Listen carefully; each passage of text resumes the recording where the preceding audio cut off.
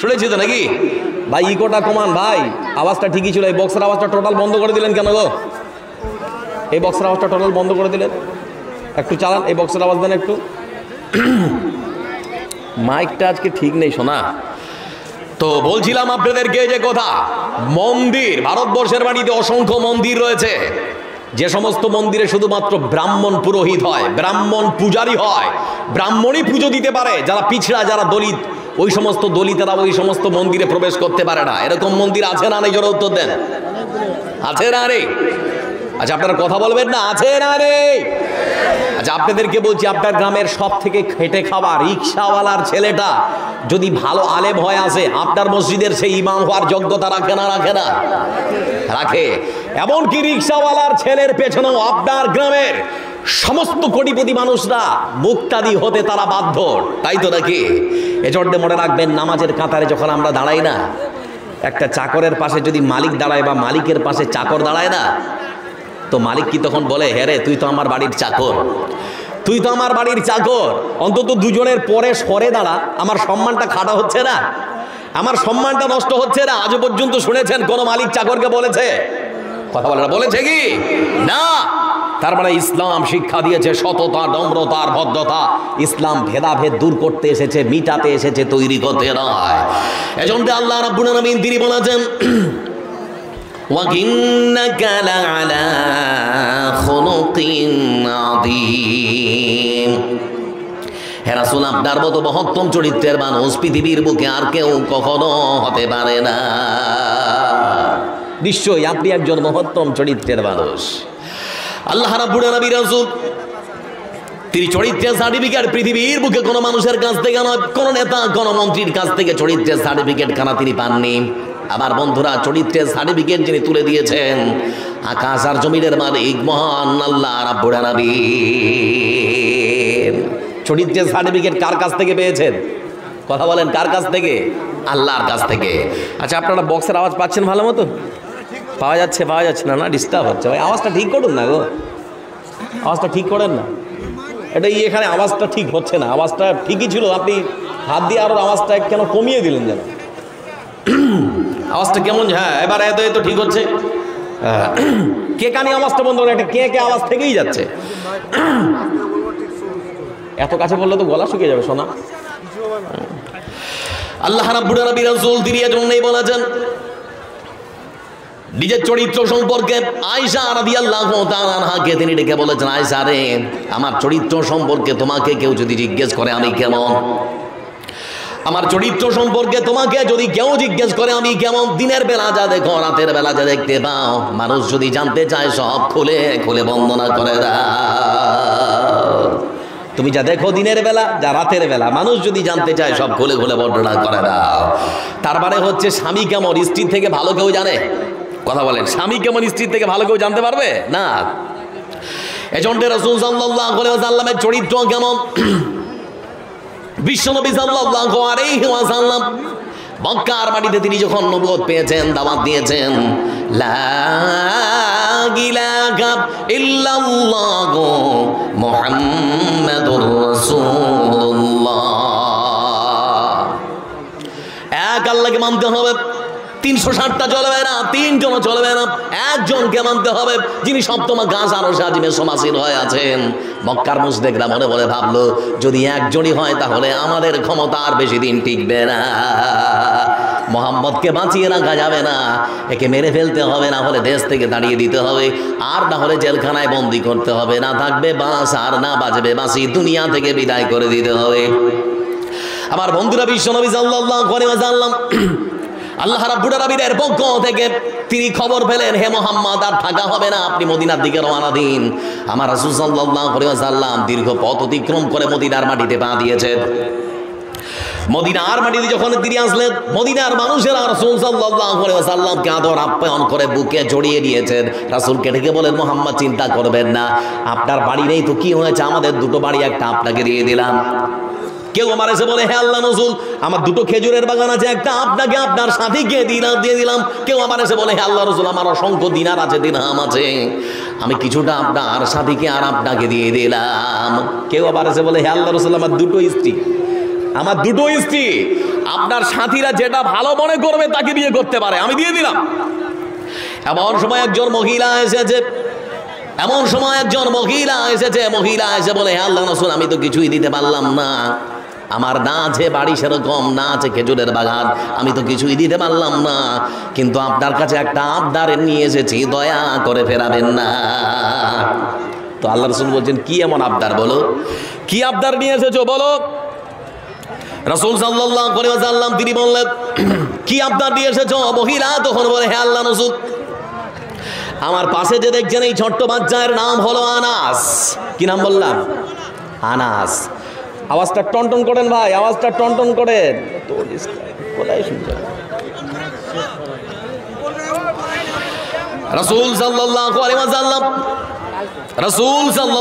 ওয়াসাল্লাম তিনি বললেন, ও মহিলা, কি আবদার দিয়ে এসেছো? বলে, আবদার একটা, এই যে আমার ছোট্ট সন্তানের নাম হলো আনাস, হে রাসূল দয়া করে ফেরাবেন না, আমার ছোট্ট সন্তানকে আপনার খিদমতের জন্য রেখে দিন। হে রাসূল, আমার ছোট্ট সন্তান আপনার খিদমতের জন্য রেখে দিন। মহিলার কথা শুনে রাসূল রেখে দিয়েছেন। এই সেই আনাস রাদিয়াল্লাহু তাআলা আনহু দীর্ঘ 10 থেকে 12টা বছর রাসূল সাল্লাল্লাহু আলাইহি ওয়াসাল্লামের সঙ্গে সময় কাটিয়েছেন। কি দিন, কি রাত, কি রাত, কি দিন। রাসূল সাল্লাল্লাহু আলাইহি ওয়াসাল্লামের চরিত্র বর্ণনা করতে গিয়ে আনাস বলেছেন, একটা বারের জন্য 10 থেকে 12টা বছর রাসূলের সঙ্গে সময় কাটালাম, আমার রাসূল একটা বারের জন্য আমাকে ধমকাননি, চমকাননি, কোনো কথা আমাকে বলেনি। 10 থেকে 12টা বছর কি সামান্য? 10 থেকে 12টা বছর কি সামান্য ভাবা যায়? একজন মানুষের চরিত্র সম্পর্কে তার খাদেম সার্টিফিকেট দিচ্ছে, এরকম মহামানব আমি আমার জীবনে কোনোদিন দেখে রে। ভাই বন্ধু আমার, বলছিলাম আপনাদেরকে রাসূল সাল্লাল্লাহু আলাইহি ওয়াসাল্লাম সম্পর্কে জন্য আল্লাহ রাব্বুল আলামিন তিনি কোরআনে কারীমের মধ্যে বলেছেন, ওয়া মা আরসালনাকা ইল্লা রাহমাতান লিল আলামিন। হে রাসূল, আমি আপনাকে সারা পৃথিবীর জন্য করুণা স্বরূপ, রহমত স্বরূপ প্রেরণ করেছি। আপনি সারা পৃথিবীর জন্য করুণা, রহমত, দয়ার সাগর। আচ্ছা, যারা বসে আছেন আপনাদেরকে যদি জিজ্ঞেস করি, বিশ্বনবী কি শুধুমাত্র আমাদের জন্য নবী নাকি? শুধু কি তিনি মুসলমানদের নবী নাকি? কথা বলে এটা, শুধু কি মুসলমানদের? শুধুমাত্র মুসলমানদের নবী নন, পৃথিবীর বুকে রাসূল সাল্লাল্লাহু আলাইহি ওয়াসাল্লাম তিনি এসেছেন। হিন্দু, জৈন, বৌদ্ধ, খ্রিস্টান সবার রাসূল হয়, সবারই নবী হয়। অত সোজা নয়। আজকে এমন এমন কিছু কথা বলবো আপনারা অবাক হয়ে যাবেন শুনে। লক্ষ্য করে দেখুন বন্ধু আমার, বলছি আপনাদেরকে, রাসূল সাল্লাল্লাহু আলাইহি ওয়াসাল্লাম তিনি বলেছেন, ইন্নাল্লাহা কাতাবাল ইহসানা আলা কুল্লি শাই, ফাইদা কাতালতুম ফাহসিনুল কিতলা ওয়া ইযা আযাবাতুম ফাহসিনুদ দিবহা। রাসূল সাল্লাল্লাহু আলাইহি ওয়াসাল্লাম তিনি বলেছেন, রাসূল সাল্লাল্লাহু আলাইহি ওয়াসাল্লাম পৃথিবীর বুকে এসে সবারই সম অধিকার প্রতিষ্ঠা করে গিয়েছেন। এজন্য লক্ষ্য করে দেখবেন, রাসূল সাল্লাল্লাহু আলাইহি ওয়াসাল্লাম তিনি বলেন, আল্লাহ তার সমস্ত সৃষ্টিজীবকে সুন্দর করে সৃষ্টি করেছে। এজন্য উত্তর দিনাজপুরের মানুষদেরকে ডেকে বলে, উত্তর দিনাজপুরের মানুষেরা শুনে নাও, তোমরা যখন গরু কাটবে, ছাগল কাটবে, উট কাটবে, শুনে নাও, যে ছুরি দিয়ে কাটবে সেই ছুরিটা আগে দেখে নাও ধার আছে কি না। আগে দেখে নাও যে ছুরিতে তোমরা কাটছো, ওই ছুরিতে ধার আছে কি না। ধার যদি না থাকে তাহলে কাটা যাবে না। আগে ধার দিন, তারপরে কাটবেন। ধার না থাকলে কাটা যাবে না। কেন বন্ধু? ছুরিতে যদি ধার না থাকে, ছুরিতে যদি ধার না থাকে তাহলে পরে সেই ছুরি দিয়ে যদি গরুটাকে জবাই করতে যান, তার কষ্ট কম হবে না বেশি হবে? কথা বলে না, বেশি হবে না। এজন্য ইসলাম একটা পশুরেও সম্মান দিয়েছে, ইসলাম একটা পশুকে পর্যন্ত সম্মান দিয়েছে। এজন্য ইসলামের শিক্ষা হলো, পৃথিবীর মানুষেরা দেখে নাও, একটা গরুকে যখন তোমরা জবাই করতে যাবে আগে দেখে নাও ছুরিতে ধার আছে কিনা। ধার থাকলে কাটো, না থাকলে ওই গরুকে কখনো জবাই করতে পারবে না। এজন্য মনে রাখবেন বন্ধু আমার, এজন্য মনে রাখবেন, রাস্তার পাশে যদি একটা কুকুর শুয়ে থাকে, বিনা কারণে একটা কুকুরকে আপনি মারতে পারবেন না, বিনা কারণে আপনি একটা গাছের ডাল ভাঙতে পারবেন না। ইসলাম কখনো এই অনুমতি আপনাদেরকে দিতে পারে না। এজন্য বুখারীর বর্ণনায় এসেছে, বুখারীর বর্ণনা এজন্যই এসেছে, একজন মহিলা তার বাড়িতে একটা বিড়ালের উৎপাত থেকে বিড়ালটাকে মেরে ফেলার জন্য বিড়ালটাকে রশি পরিয়েছে, বিড়ালটাকে বেঁধেছে। দিন যায় রাত যায়, বিড়ালটাকে খেতে দেয় না। 2 দিন 3 দিন 4 দিন যাওয়ার পর বিড়ালটা হঠাৎ করে মরে গেছে। আমার রাসূল সাল্লাল্লাহু আলাইহি ওয়াসাল্লাম তিনি বললেন, ও আমার সাথীরা শোনো, যে মহিলা একটা অবলা জীবকে, একটা বিড়ালকে না খেতে দিয়ে, একটা বিড়ালকে এই মতো করে কষ্ট দিয়ে মেরে ফেলতে পারে, সেই মহিলা কখনো আল্লাহর জান্নাতে যেতে পারে না, পারে না, পারে না। যে ইসলাম একটা বিড়ালকে মারার জন্য জাহান্নামের কথা বলতে পারে, সেই ইসলাম কখনো মানুষ মারার শিক্ষা দিতে পারে না। ঈমানের পথে অবিচল থেকে আমার মরণ যেন হয়, ঈমানের পথে অবিচল থেকে আমার মরণ যেন হয়। তোমারই কাছে মিনতি আমার, তোমারই কাছে মিনতি আমার, মহামহিম দয়াময়, ঈমানের পথে অবিচল থেকে আমার মরণ যেন হয়। লিল্লাহে তাকবীর। সব কংগ্রেস সিপিএম মনে বসে আছে এদিক ওদিক, বলে আমরা দিব তো ওরা দিবে, মানে কেমন একটা মানে চলছে নাকি? আর যারা দাঁড়িয়ে আছেন আপনাদের বসার ক্যাপাসিটি আল্লাহ দেয়নি? যারা আচ্ছা শুনি, বুঝতে পারছি। তা আমার সময় কতক্ষণ আগে বলে? 11টা 10:30। তা আমাকে আর কিছুক্ষণ বললে আমি ঠিক গুছিয়ে নিচ্ছি ব্রিজটা। বলছিলাম বন্ধু আমার, ইসলাম পৃথিবীর বুকে এসেছে সততা, নম্রতার, ভদ্রতা শেখাতে। ইসলাম কখনো মানুষ মারার শিক্ষা দিতে পারে না।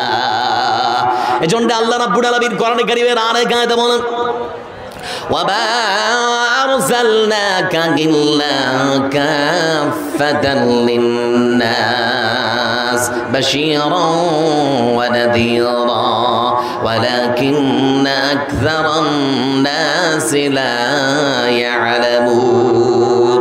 আল্লাহ রাব্বুল আলামিন তিনি আয়াত আবার বলেন, আল্লাহ রাব্বুল আলামিন তিনি আমার এই আয়াতের মধ্যে ঘোষণা করেছেন, হে রাসূল আমি আপনাকে সারা পৃথিবীর সমগ্র মানব জাতির জন্য, সারা পৃথিবীর সমগ্র মানব জাতির জন্য আমি আল্লাহ রাব্বুল আলামিন আপনাকে সতর্ককারী আর সুসংবাদ দাতা হিসেবে প্রেরণ করেছি। ওই আয়াতে সারা পৃথিবীর জন্য, আর এই আয়াতে আবার বলা হচ্ছে সারা পৃথিবীর মানুষের জন্য সতর্ককারী আর সুসংবাদ দাতা হিসেবে প্রেরণ করেছি। মানুষদেরকে অন্য মনস্ক করে দিচ্ছে, এটা কিছু দায়িত্ব জ্ঞান কোনো মানুষ ডিপেন্ড নিয়েছেন গো। জি জি জি জি জি বন্ধু আমার, বলছিলাম আপনাদেরকে আল্লাহ রাব্বুল আলামিন তিনি কোরআনে কারীমের মধ্যে আয়াতের মধ্যে বললেন, ও পৃথিবীর মানুষেরা আরে শুনে নাও, আমি রাসূল পৃথিবীর বুকে এসেছি সারা পৃথিবীর মানুষের জন্য সতর্ককারী আর সুসংবাদ দাতা হিসেবে।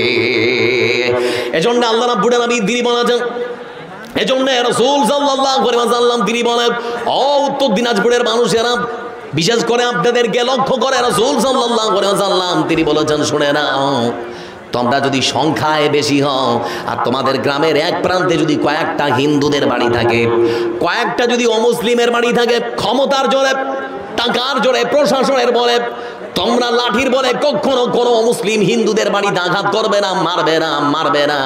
ও মুসলমানেরা শুনে নাও, যদি তোমরা ক্ষমতার বলে কোনো হিন্দুর উপরে আক্রমণ করো, তার বাড়িতে অত্যাচার করো, তাদেরকে যদি ধরে মারো, তাহলে আমি রাসূল সাল্লাল্লাহু আলাইহি ওয়াসাল্লাম হাসরের ময়দানে আল্লাহ রাব্বুল আলামিনের কাছে তাদের পক্ষ নিয়ে কথা বলবো, আর মুসলমান তোমাদের বিপক্ষে আল্লাহর কাছে সাক্ষ্য প্রদান করব। পৃথিবীর বুকে কোনো নেতা আছে ভাষা ব্যবহার করতে পারে? পৃথিবীর বুকে কোনো নেতা আছে এটা বলতে পারে? আল্লাহ রাসূল সরাসরি বলছেন, খবরদার হিন্দুদের উপরে তোমরা আঙ্গুল তুলে কথা বলবে না, তোমরা যদি ক্ষমতাবান হও তাদের উপরে অত্যাচার করবে না। আজকে যদি আপনাদের এই জলসায় আমার কোনো হিন্দু ভাই, অমল, বিমল, শ্যামল, নরেশ, পরেশ, সুরেশ, আমার কোনো হিন্দু ভাই যদি দোকান দিয়ে আসো, তাহলে পরে শোনাতে যাও, আমার হিন্দু ভাই শুনে নাও, আজকে যারা ক্ষমতায় বসে আছে এরা না হিন্দুর না মুসলমানের কারো হতে পারে না, এরা শুধু ক্ষমতাটা ধরে রেখেছে, এরা কারো নয়। এখন তুমি বলবে ওরা তো হিন্দু, তো আমাদের কথা ভাববে না কেন? তাহলে তোমাকে বলিও আমার হিন্দু ভাই শোনো, হাথরাসের মাটিতে, উত্তরপ্রদেশের হাথরাসের মাটিতে আমার এক যুবতী বোন, এক দলিত বোনকে গণধর্ষণ করে মেরে ফেলা হলো। গণধর্ষণ করে আমার যুবতী বোনকে মাঠের ক্ষেতের মধ্যে ফেলে দিয়ে এসেছে। অচৈতন্য অবস্থায়, অজ্ঞান অবস্থায় পড়ে থাকলো আমার যুবতী বোন। দীর্ঘ 6 থেকে 7 দিন হাসপাতালে থাকার পর শেষ পর্যন্ত মৃত্যু হলো। বলতে চাইছি, উত্তরপ্রদেশের পুলিশ প্রশাসন রাতের অন্ধকারে তাকে নিয়ে এসে কেরোসিন আর পেট্রোল ঢেলে জ্বালিয়ে পুড়িয়ে ছারখার করে দিল। যে মা, যে বাবা তাকে জন্ম দিয়েছে, সেই মা সেই বাবাকে পর্যন্ত দেখতে দিল না। এই জন্যে বলতে চাইছি, ও আমার হিন্দু ভাই, ওরা হিন্দুর না মুসলমানের কারণ হতে পারে না। আমরা বাস করি ভারতবর্ষে, আমাদের পার্শ্ববর্তী একটা দেশ, নাম কি? কি নাম গো? বাংলাদেশ। নাম শোনেন রে? বাংলাদেশের রাজধানীর নাম কি? কথা বলেন, কথা বলেন। বাংলাদেশের রাজধানীর নাম ঢাকা। ঢাকার সদরে একটা বিশ্ববিদ্যালয় যার নাম হচ্ছে জগন্নাথ বিশ্ববিদ্যালয়। জগন্নাথ বিশ্ববিদ্যালয়ের একজন অধ্যাপিকা যার নাম হলো রীতা কুণ্ডু। আমার বন্ধুরা, আপনাদেরকে বলতে চাইছি, নামটা হিন্দু হিন্দু না মুসলমান মুসলমান। রীতা কুণ্ডু নামটা কি মুসলমান মুসলমান লাগছে না হিন্দু হিন্দু লাগছে? কথা বলেন না গো। আমার বন্ধুরা, একজন হাই এডুকেটেড শিক্ষিতা মহিলা, হিন্দু মহিলা, 29 বছরের একজন মহিলা কালেমা পড়ে মুসলমান হয়েছে। বন্ধু, এমনি হতে পারে না, কারণ আছে না, কারণ ছাড়া। কারণ আছে না? এরকম অন্যমনস্ক হয়ে যাচ্ছে তো লোক। আমার বক্তব্য শুনবে কি? হ্যাঁ, আশ্চর্য। কি রে ভাই, এরকম কি বক্তব্য রাখা যায়? শ্রোতা যদি আমার সঙ্গে অ্যাক্টিভ না থাকে তো বলবো কি? নিমাচ্ছে, নিমছে, আবার জ্বলছে, নিমছে, মনে হচ্ছে সার্কাস চলছে, মনে হচ্ছে যেন সার্কাস খেলা চলছে এখানে। কি আশ্চর্য দৃশ্য! লাইনে চলে না তো লোড দিতে পারে না, জেনারেটর চালু করতে কি হচ্ছে? আশ্চর্য লোক সব। আমার বন্ধুরা, রীতা কুণ্ডু কালেমা পড়ে মুসলমান হয়েছে। মুসলমান হওয়ার সঙ্গে সঙ্গে একটা ভিডিও তৈরি করেছে। ভিডিওর হেডলাইনে লিখেছে, আমি কেন মুসলমান হলাম, আমি কেন মুসলমান হয়েছি। এখানে লিখে দিয়েছে, আমি কেন মুসলমান হয়েছি। আমার বন্ধুরা, তিনি মুসলমান হয়েছেন। সকাল সকাল সাংবাদিকেরা তার বাড়ির সামনে, বাড়ির গেটের সামনে গিয়ে পৌঁছায় আর ডেকে বলে, বোন রে, কেন মুসলমান হয়েছে বলো। তো রীতা কুণ্ডু আমার বোন বেরিয়ে তখন বলছে, ভাই সাংবাদিক, জিজ্ঞেস করতে এসেছো আমি কেন কালেমা পড়ে মুসলমান হয়েছি। আমি কেন কালেমা পড়ে মুসলমান হয়েছি জানো? শুনো তাহলে পরে। করোনা যখন এসেছে, করোনা আমাদের সামনে, করোনা এসেছিল না আসেনি? কথা বলেন, এসেছিল না আসেনি? করোনা যখন এসেছে, করোনা যখন আসলো, আমি লক্ষ্য করে দেখলাম রাস্তাঘাট, দোকানপাট সবকিছু বন্ধ হয়ে গেল। মানুষ রাস্তাঘাটে দেখতে পাওয়া যায় না, কিন্তু মসজিদে মানুষের ভিড় কম ছিল না, বেশি ছিল। কথা বলেন, মানে ও ভাবছে যদি মরে যাই 2-4 দিন হাজিরা দিয়ে দেয় নাকি, যদি মরে যাই 2-4 দিন হাজিরা দিয়ে দে। আমার বন্ধুরা, লক্ষ্য করে দেখলাম কোনো জায়গায় মানুষ দেখতে পাওয়া যায় না। মানুষ মানুষ থেকে ভয় পালায়, মানুষ মানুষের কাছে যেতে চায় না। কেউ যদি হাঁচি কাশি দিয়েছে, মানুষ তার থেকে 10 হাত 12 হাত 20 হাত দূরে পালিয়ে গেছে। দেখেছি না দেখেনি? আর কত বলবো, আমি আর বলতে পারবো না, যা আছে এরমই চালাবো। বলছি ভাই আমার, আচ্ছা সবাই চিৎকার করবেন না ভাই, ওর মাথা কাজ করবে না, ওকে আস্তে সুস্তে কাজটা করতে দিন। সবাই যদি বলেন তো আরো ঘাবড়ে যাবে ভাই আমার। একটু চুপচাপ থাকেন, ওনাকে করতে দিন, আস্তে আস্তে করতে দিন, আস্তে করতে দিন, আস্তে আস্তে করতে দিন। মানে নতুন হয়তো ভাই আমার, একটু সবাই চিৎকার করবেন না, শোনা নাহলে আর ঘাবড়ে যাবে, আর কিছুই হবে না তখন। এদিকে আমার দিকে চেয়ে থাকুন। আচ্ছা উনি করুক, আস্তে আস্তে করুক, আপনারা আমার দিকে থাকেন। ওনার সঙ্গে, হ্যাঁ ওনার সঙ্গে একজন থাকুন, আস্তে আস্তে ওনাকে ঠিক করতে বলুন, আর আপনারা আমার দিকে অ্যাক্টিভ হন। সবাই অ্যাক্টিভ ইনশাআল্লাহ, ইনশাআল্লাহ, ইনশাআল্লাহ। আমার বন্ধুরা, বলছিলাম আমার বোন রীতা কুণ্ডু কালেমা পড়েছে, মুসলমান হয়েছে। সাংবাদিক তার বাড়ির সামনে পৌঁছে যায়, গিয়ে জিজ্ঞেস করে কেন মুসলমান হয়েছো। আমার বোন রীতা কুণ্ডু তখন বলে, ভাই আমি লক্ষ্য করে দেখলাম ভারতবর্ষের বাড়িতে, উত্তরপ্রদেশের মতো জায়গায় গঙ্গার মতো নদীতে অসংখ্য মরা মানুষের লাশ ভেসে যায়। আমরা নদীতে মরা মানুষের লাশ ভাসতে দেখেছি না দেখেনি? অসংখ্য মানুষের লাশ আমরা ভাসতে দেখলাম। অসংখ্য মানুষের লাশ দেখেছি রাস্তায় পড়ে রয়েছে, অসংখ্য মানুষের মরা লাশ দেখলাম জঙ্গলের মধ্যে ফেলে দেওয়া হয়েছে। বাঘ, সিংহ, সাপ সব খুবলে খুবলে খেয়েছে। আবার অসংখ্য মানুষের লাশকে দেখলাম জেসিবিতে করে লরিতে তোলা হয়েছে, সমুদ্রে গিয়ে ফেলা হয়েছে। দেখেছি না দেখিনি? কথা বলে, দেখেছি না দেখিনি? আমার বন্ধুরা, দেখলাম আমার বোন রীতা কুণ্ডু তখন বলে, ওরে ভাই আমি যখন এই দৃশ্য দেখলাম আমি হতবাক হয়ে গেলাম। মানুষ মানুষকে দেখে ভয় পালায়, কিন্তু একটা মাত্র ধর্ম যার নাম হলো ইসলাম। ইসলাম ধর্মের কোন অনুসারী, ইসলাম ধর্মের কোন মুসলমান যখন মারা গিয়েছে তারা তাদের ভাইয়ের লাশটাকে ফেলে দেয়নি, সমুদ্রে নিক্ষেপ করে জঙ্গলের মধ্যে ফেলে দেয়নি, তারা তাদের মুসলমান ভাইয়ের লাশটাকে সুন্দর করে কাফন দিয়েছে, তারপরে সুন্দর করে খাটে তুলেছে, তারপরে সুন্দর করে কবরে রেখেছে। আমি মনে মনে চিন্তা করলাম যে ইসলাম ধর্ম একটা মরা মানুষকে এত সম্মান আর শ্রদ্ধা জানাতে পারে, সেই ইসলাম ধর্ম কখনো মানুষ মারার শিক্ষা দিতে পারে না, পারে না, পারে না। আজকে গুজরাটের মাটিতে কিছুদিন আগে দেখলাম একটা ঝুলন্ত ব্রিজ ভেঙে গিয়েছিল, দেখেছিলেন না দেখেননি টিভিতে? ঝুলন্ত ব্রিজ একটা ভেঙে আনুমানিক 150 মানুষ মারা গেছে। তো একজন বিজেপির নেতা কি বলছে জানেন, বিবৃতি দিচ্ছে যে ওই ঝুলন্ত পুলে যারা উঠেছিল, যে সমস্ত পুরুষ নারী তারা ভরপেট খাবার খেয়ে উঠেছিল, এক। দুই, যে সমস্ত মহিলারা উঠেছিল ওরা সবাই গর্ভবতী ছিল বেশিরভাগটা, সেজন্য মানুষের শরীরের ওজন ভর সহ্য করতে না পেরে ওটা ছিঁড়ে পড়ে গেছে। যারা তৈরি করেছে তাদের দোষ নয়, যারা উঠেছিল তাদের দোষ। সেজন্য বলছি ওরা আপনার আর আমার কথা চিন্তা করবে, ওরা আপনার আর আমার কথা চিন্তা করবে? আমার বন্ডিতা কুন্ডু তখন বলে আমি এমনি কালেমা পড়ার সিদ্ধান্ত নিলাম যে ইসলাম একটা আমার মানুষকে এত সম্মান আর শ্রদ্ধা দিতে পারে। আমি রাসূলের জীবনীটা তখন পড়তে শুরু করলাম, রাসূলের হাদিস আমার চোখের সামনে জল জল করে জ্বলতে শুরু করলো। আমি দেখলাম আমার রাসূল বসে আছেন, আর পাশ দিয়ে একটা মরা মানুষের লাশ চলে যায়, বেধর্মী অমুসলিমের লাশ চলে যাচ্ছে। রাসূল সাল্লাল্লাহু আলাইহি ওয়াসাল্লাম তিনি আর বসে থাকতে পারলেন না, উঠে দাঁড়ালেন। কিছুটা দূরে লাশ যখন নিয়ে চলে যাওয়া হয়েছে, রাসূল সাল্লাল্লাহু আলাইহি ওয়াসাল্লামকে জিজ্ঞেস করা হচ্ছে, সাহাবীরা বলছেন হে আল্লাহ রাসূল, ওটা তো মুসলমানের লাশ নয়, ওটা হিন্দুর লাশ, মুসলিমের লাশ, বসে না থেকে উঠে দাঁড়ালেন কেন? আমার রাসূল সাল্লাল্লাহু আলাইহি ওয়াসাল্লাম তিনি বললেন, আমার সাথীরা রে, তোমরা এক কথা বলো না, বলো না, তোমরা আমাকে আগে বলো যার লাশ কাঁধে করে নিয়ে যাওয়া হচ্ছে সে মানুষ কি মানুষ না? তার মানে হল অমুসলিমরাও বুঝুক, অমুসলিমরাও বুঝুক, ইসলাম শিক্ষা দিয়েছে মানবতার, ইসলাম শিক্ষা দিয়েছে সততার, ইসলাম একটা মরা মানুষকেও সম্মান আর শ্রদ্ধা করতে শিখিয়েছে। কত সোজা নয়? ইসলাম পৃথিবীর বুকে এসেছে মূলত আপনাদের মধ্যে যে ধনী আর গরিবের পার্থক্য মেটাতে। আমার মাথায় একটা বিশাল বড় দায়িত্ব তুলে দেওয়া হয়েছে, আসছি আপনাদেরকে খালি গোটাচ্ছি। ভাই বন্ধু আমার, এবার আপনাদেরকে বলবো, বিশ্বনবী সাল্লাল্লাহু আলাইহি ওয়াসাল্লাম তিনি মূলত পৃথিবীর বুকে এসেছেন গরিব আর ধনীর মধ্যে পার্থক্য মিটাতে, ঘুচাতে, ভেঙে চুরমার করে দিতে। আল্লাহ রাব্বুল আলামিনের কাছে যে সবাই সমান, কোনো পার্থক্য যে থাকতে পারে না, পৃথিবীর মানুষের কাছে এই বার্তা পৌঁছে দেওয়ার জন্যই বলো তারা চলে এসেছেন।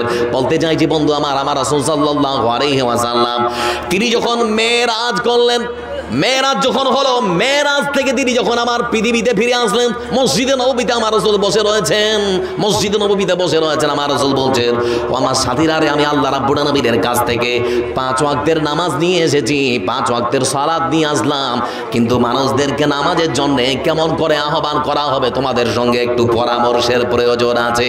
কি করে ডাকা হবে বলো? কেউ বললো হে আল্লাহ রাসূল, নামাজের যখন সময় হবে আমরা কেউ ঢোল বাজাবো। কেউ বললো হে আল্লাহ রাসূল, যখন নামাজের সময় হবে আমরা কেউ আগুন জ্বালাবো। আমার রাসূল কোনোটাই গ্রহণ করলেন না। পরের দিন সকালবেলা একজন সাহাবী দৌড়াতে দৌড়াতে চলে এসেছে, এসে বলে হে আল্লাহ রাসূল, আমি এই বাক্যগুলো আজকে স্বপ্নে দেখেছি, দেখুন তো এইগুলো দিয়ে আহ্বান করে মানুষদেরকে নামাজের জন্য, সালাতের জন্য ডাকা যায় না, যায় না। তার মানে আজকে যে ভাষায় আপনারা আযান দিচ্ছেন সেই ভাষায় সেই জিনিসগুলো তিনি স্বপ্নে দেখলেন, সেই জিনিসগুলো তিনি স্বপ্নে দেখলেন। স্বপ্নে দেখার পর রাসূল সাল্লাল্লাহু আলাইহি ওয়াসাল্লাম তিনি সেটা গ্রহণ করেছেন। গ্রহণ করার পর তিনি বসে রয়েছেন মসজিদে নববীতে, শতাধিক সাহাবী বসা। ইসলামের ইতিহাসে কার নাম না জানি প্রথম মুয়াজ্জিন হিসেবে রাসূল ঘোষণা করবেন, সবাই রাসূলের মুখের দিকে চেয়ে আছে। কে সেই সৌভাগ্যবান ব্যক্তি? কার নাম ঘোষণা হবে ইসলামের ইতিহাসে প্রথম মুয়াজ্জিন হিসেবে? কার নাম ঘোষণা হবে ইসলামের ইতিহাসে প্রথম মুয়াজ্জিন হিসেবে? আমার রাসূল না জানি কার নাম ঘোষণা করবেন। আমার বন্ধুরা বলুন তো, সেই দিন মসজিদে নববীতে আমার রাসূল যে মানুষটির নাম ঘোষণা করেছিলেন তার নাম কি? আমার বন্ধুরা, শরীরের রংটা ফর্সা ছিল না কালো, বংশীয় মর্যাদা ছিল না, টাকা ছিল না, পয়সা ছিল না, দিনার ছিল না, দিরহাম ছিল না, কোনো দলীয় দাপট ছিল না, কিন্তু অন্তরে আল্লাহর ভয় ছিল না, ছিল না। এজন্য রাসূল বলেছেন ইন্নাল্লাহা লা ইয়ানজুরু ইলা সুওয়ারিকুম ওয়া আমওয়ারিকুম ওয়ালাকিন ইয়ানজুরু ইলা কুলুবিকুম ওয়া আমালিকুম। হাসরের ময়দানে কোনো মানুষের চেহারা দেখা হবে না, ফর্সা না কালো, লম্বা না খাটো, মোটা না পাতলা। যেটা দেখা হবে সেটা হলো অন্তরে আল্লাহর ভয় ছিল না ছিল না। শুধুমাত্র এটা দেখা হবে, অন্য কিছু দেখা হবে না। আচ্ছা আপনারা অন্য মনস্ক নাকি গো? যুবকেরা মনে হচ্ছে যেন মোবাইল ঘাঁটছে। মোবাইল ঘাঁটছে নাকি? মোবাইল আসিল কি দোলা লাগিল, কোন কাজেতে অমন বসে না।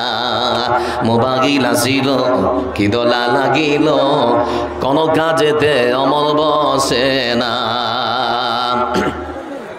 পেটে ভাত নাকি যাক, পরন কাপড় নাকি থাক, পেটে ভাত নাকি যাক, পরন কাপড় নাকি থাক, মোবাইল ছাড়া দিন চলে না। মোবাইল আসিল কি দোলা লাগিল, কোন কাজেতে অমন বসে না। রাত 12টার পরে বান্ধবী যখন ফোন করে, দু চোখেতে ঘুম আসে না। রাত 12টার পরে টুম্পা যখন ফোন করে, দু চোখেতে ঘুম আসে না। রাত জাগিয়া ফোনে চাট করিয়া, রাত জাগিয়া ফোনে চাট করিয়া, ফজরের নামাজে ঘুম ভাঙ্গে না। মোবাইল আসিল কি দোলা লাগিল, কোন কাজেতে অমন বসে না। ফকিরের কাছেও মোবাইল আছে না নেই? ফকিরগুলোর কাছে কি ডিজিটাল যুগ এসেছে দেখেছেন, সবারই হাতে হাতে মোবাইল। আর যুবক ছেলেরা তো সব পায়খানার চেম্বারগুলো দখল করে ফেলেছে। পায়খানার চেম্বার যেখানে মানুষ যায় না, ওরা ওটা দখল করে পাবজি আর ফ্রি ফায়ার খেলছে। যুবক, রাসূল সাল্লাল্লাহু আলাইহি সাল্লাম তোমার মধ্যে তোমার রাসূলের আদর্শ কোনটা আছে তুমি একবার চিন্তা করে দেখো তো। তোমার ভয় হয় না? তোমার মরণ বলে কি ভয় হয় না? আচ্ছা যারা এখানে বসে আছেন, আমি আপনাদেরকে প্রশ্ন করছি, আমরা আল্লাহর কোরআনকে ভালোবাসি না বাসি না? সবাই বলুন। ইমানই প্রশ্ন করছি, উত্তর না দিলে ইমান থাকবে না। আমরা আল্লাহর কোরআনকে ভালোবাসি না বাসি না? অবশ্যই ভালোবাসি। লক্ষ্য করে দেখবেন, আপনাদেরকে এবার একটু খালি তৈরি করছি। 10টা মিনিট দাঁড়ান। আমার বন্ধুরা লক্ষ্য করে দেখুন, আমি এসব পোশাক পরে আছি, যে পোশাক পরে আছি এটা দামি পোশাক। আনুমানিক এর দাম হলো 2000। এই যে পোশাকটা পরে আছি এর দাম হলো আনুমানিক 1500 টাকা। সকালবেলা যখন বাড়ি গেলাম, আমি আমার মাকে ডাকলাম, বললাম মা। মাকে ডাকার পরে মাকে বললাম মা। মা যখন আমার কাছে ছুটে এসেছে, আমি বললাম মা নোংরা হয়ে গেছে, পরিষ্কার করে দিতে হবে। মা বলল বেটা খুলে দে। খুলে দিয়েছি। এটা খুলে দিলাম, এটাও খুলে দিলাম, দুটো খুলে দিয়েছি। এবার যে কোরআনটা আমি পড়ি বন্ধু, ওই কোরআনের কভারটাও নোংরা হয়েছে। কোরআনের যে গিলাপ বলেন, কোরআনের যে কাপড়টা পেঁচানো থাকে, ওটাও নোংরা হয়েছে। আমি আমার মাকে এটাকে বললাম মা সেটাও নোংরা হয়েছে, পরিষ্কার করতে হবে। মা তখন বলল বেটা ওটাও খুলে দে। আমি তখন ওটাও খুলে দিয়েছি। মা যখন সাফ করতে এসেছে বন্ধু, এই দামি কাপড়ের সঙ্গে যদি মায়ের পায়ে লাথি লেগে যায় মনে কষ্ট হবে না? এর সঙ্গে যদি মায়ের পায়ে লাথি লেগে যায় মুসলমান কষ্ট হবে না? কিন্তু আপনাদেরকে বলতে চাই, ওই কোরআনের কভারটার সঙ্গে যদি মনে হচ্ছে ছুঁড়ে টুড়ে পালিয়ে যায়, একেবারে এরকম রাগ উঠছে না। এতজন মাইকটা এসে হাত দেয় কেন? একজন থাকলে তো ও এসে একবার ভলিউম কমাচ্ছে, ও এসে একবার ইকো দিচ্ছে, ও এসে একবার ইকো কমাচ্ছে, কি যে শুরু করেছে আল্লাহ। আমার বন্ধুরা আপনাদেরকে বলতে চাইছি, ঠিক সেই সময় আমার মা যখন কোরআনের গিলাপটা যে কাপড়টা সেটা যদি নিচে আসে আর মায়ের পায়ে যদি লাথি লেগে যায়, মুসলমান বলুন তো মনে কষ্ট হবে না? হবে না? জোরে বলেন হবে না? হবে না?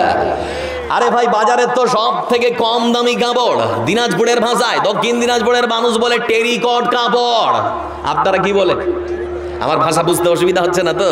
আচল দিব বুটে তোর শাড়িটা কেন চিরা, কইনা বুবু বকড়াই দিছে হোড়া। এটা বুঝতে পারলেন? এটা আমাদের দিনাজপুরের একটু 2 লাইনের গীত বললাম, এর অর্থ করতে বলবেন না, না হলে আবার রাস্তা আটকাবে, ধরে মারবেন তো।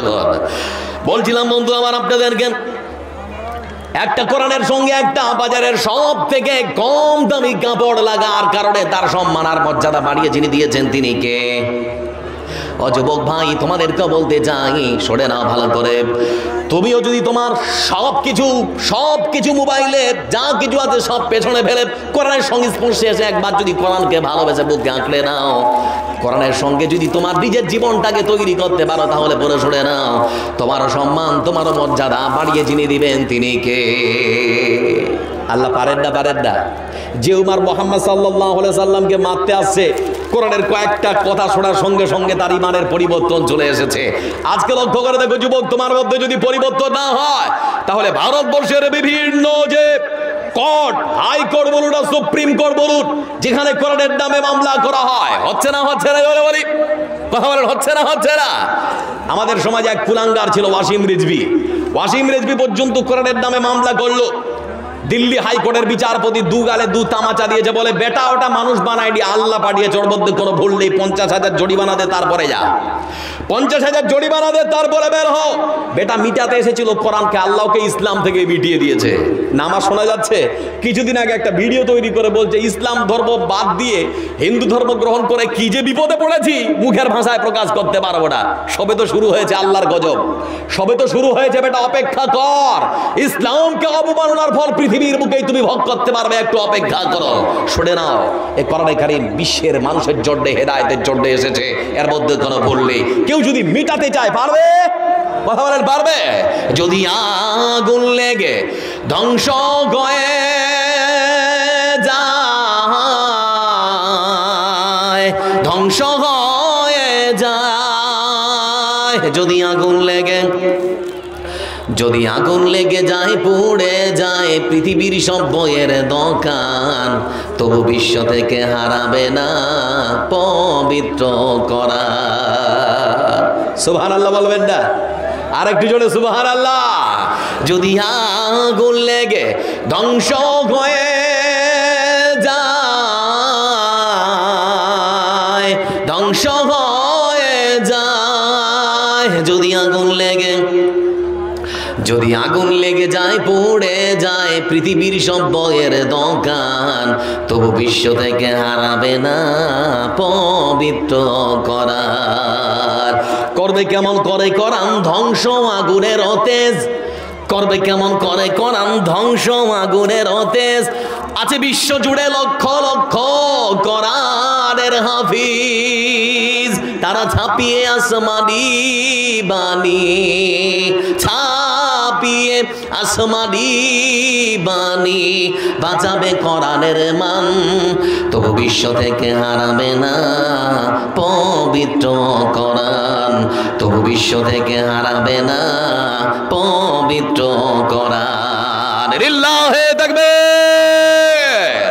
আমি বিশ্বাস করি আমার যুবক ভাই দাঁড়িয়ে পেশাব করতে পারে, আমি বিশ্বাস করি আমার যুবক ভাই নামাজ না পড়তে পারে, কিন্তু কোরআনকে এড়িয়ে কেউ যদি রাস্তাঘাটে কটূক্তি করে সহ্য হবে?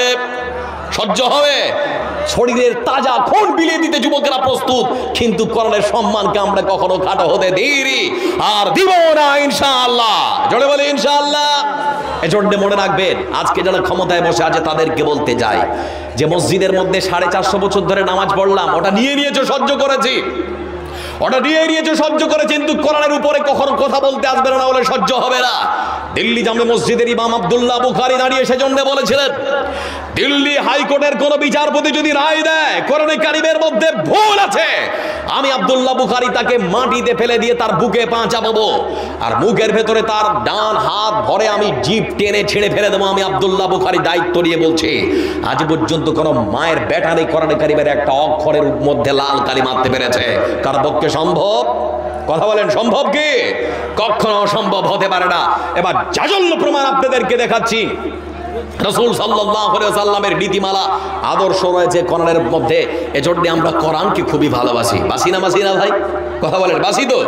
যারা এখানে বসে আছেন, অনেক কথা আছে, তার আগে আমার মাথায় একটা বিশাল বড় দায়িত্ব তুলে দেওয়া হয়েছে, বিশাল বড় একটা দায়িত্ব। কথা অনেক ছিল, যদি আপনারা মনে করেন শুনবো, তাহলে 10 থেকে 15টা মিনিট না উঠাউঠি করে বসে থেকে অন্তত একটু অপেক্ষা করুন।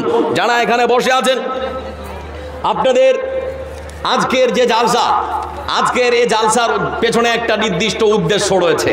চপড়াবাড়ি মাদ্রাসার উন্নতি করবে। বানাত মানে সবে কি মানিন শিশু মাদ্রাসা? আচ্ছা, শিশু মাদ্রাসা ভাই আমার সবে মনে হয় শুভারম্ভ হয়েছে, 2-1 বছর হলো নাকি? বেশি হয়েছে? হ্যাঁ, তো এই যে মাদ্রাসা দেখছেন, আপনার বাচ্চাকে শিক্ষা দেবে কে? আপনার বাচ্চারা ভালো শিক্ষা পাবে কোথায়? আপনার বাচ্চারা দিক নির্দেশনা পাবে কোথায়? রাসূলের আদর্শ শিখবে কোথায়? এই যে মাদ্রাসা না থাকে তাহলে মনে করে রাখবেন সমাজ ভেঙে চুরমার হয়ে যাবে, সমাজ টিকতে পারে না।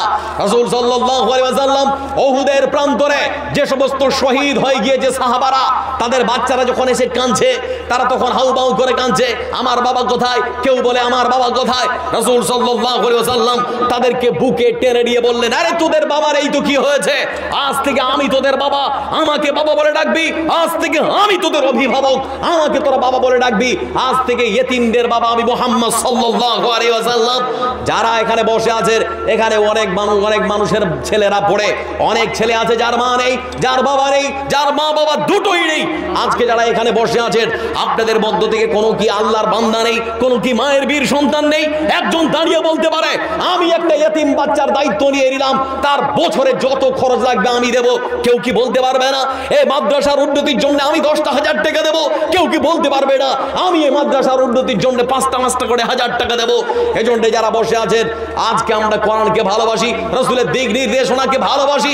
এজন্য যারা এখানে বসে আছেন আপনাদেরকে বলতে চাইছি, বেশি নয়, 5টা করে 1000 টাকা 4 জন দিন, একটা করে 1000 টাকা অন্তত 30 পারা কোরআন 30 জন দিন, চটচট করে উঠে আসতে হবে। বাইরে থেকে যে ছেলেগুলো মানে কাজ করে, বাইরে থেকে কিছু টাকা পাঠিয়েছে, হায়দ্রাবাদ থেকে, কেরল থেকে, দিল্লি থেকে। আচ্ছা আচ্ছা, কত এসছে মোট টাকা? থেকে মোট 26,700 টাকা। আচ্ছা আচ্ছা আচ্ছা, 2200 টাকা বাকি।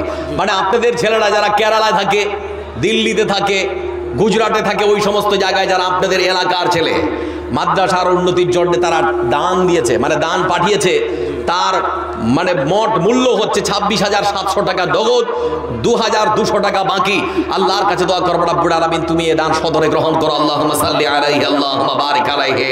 রব্বুল আলামিন যে উদ্দেশ্য দিয়েছে উদ্দেশ্য তুমি পূরণ করে দাও। রব্বুল আলামিন তারা বাইরে আছে, তাদের শরীর স্বাস্থ্যকে তুমি ভালো রাখো। ভাই আমার, আপনাদের কাছ থেকে একটা করে 1000 টাকা চেয়েছি, বিসমিল্লাহ করুন। কে আছেন আল্লাহর বান্দা? একটা 1000 টাকা আপনাদের মধ্য থেকে, একটা 1000 টাকা কেউ আছেন? 1000 ওই মাদ্রাসার জন্য আসুন, 5 করে 1 করে চটচট করে আসুন ভাই। যদি কিছু শুনতে চান তাহলে পরে শোনাতে পারবো ইনশাআল্লাহ। কেউ আছেন? একটা করে 1000 টাকা। তোমার রিজিক খেয়ে পরে, কি নাম ভাইয়া? ইয়াসিন আনসারি ভাই আমার 1000 টাকা। 1000 ইয়াসিন ভাই এদিকে তাকান না, 1000 দিয়ে চলে যাবেন, বুবুর জন্য দিবেন না?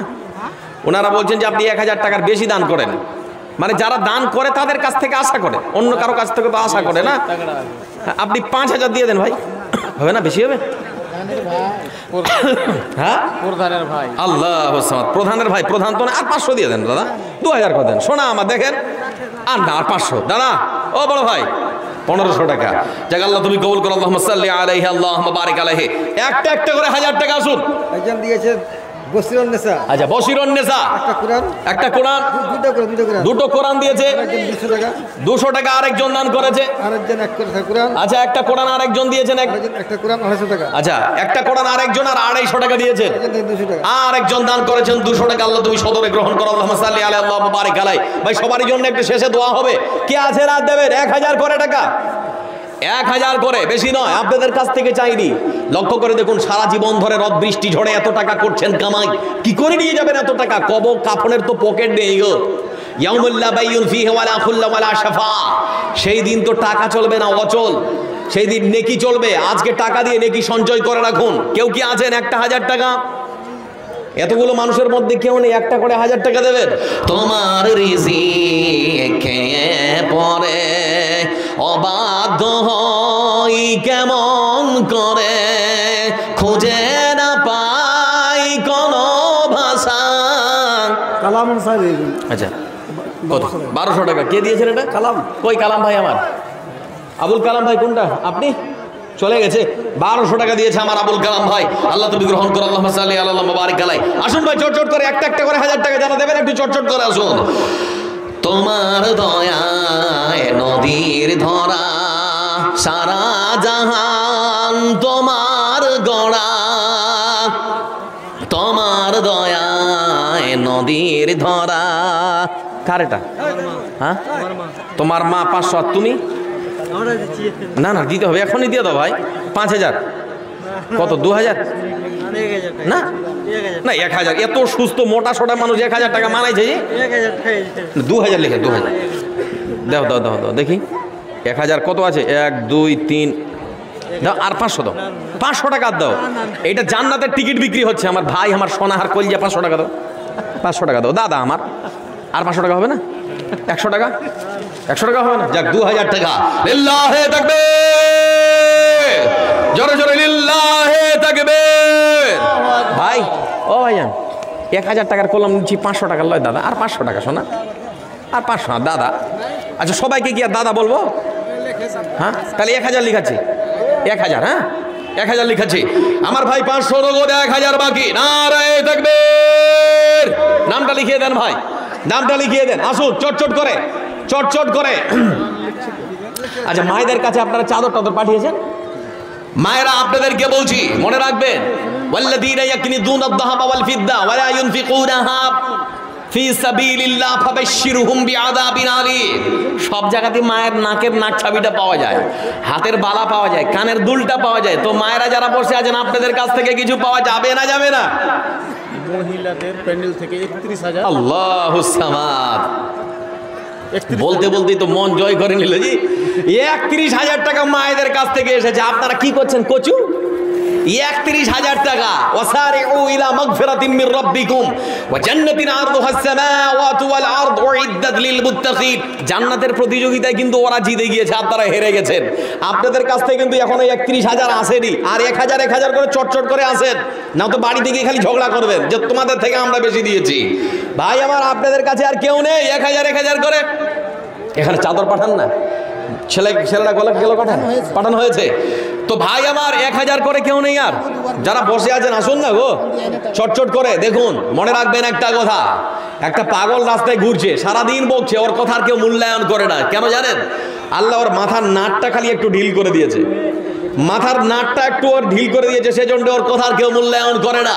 তো যারা আপনারা এখানে বসে আছেন আপনাদেরকে বলছি, আমরা সুস্থ শরীর, সুস্থ সবল দেহ সব থেকে মহামূল্যবান সম্পদ।